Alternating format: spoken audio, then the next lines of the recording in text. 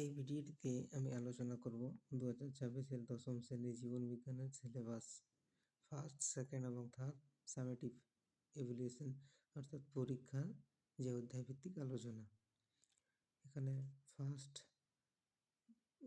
summative ইভ্যালুয়েশনের পূর্ণমান সহ অধ্যায় দেওয়া আছে এবং উপ অধ্যায় যেখানে থাকছে দুটি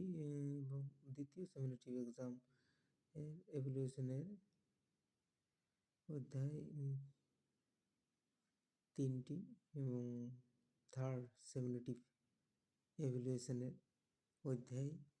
1টি এবং তার সাথে যুক্ত হচ্ছে প্রথম এবং দ্বিতীয় সামেটিভ পরীক্ষার যে সমস্ত অধ্যায়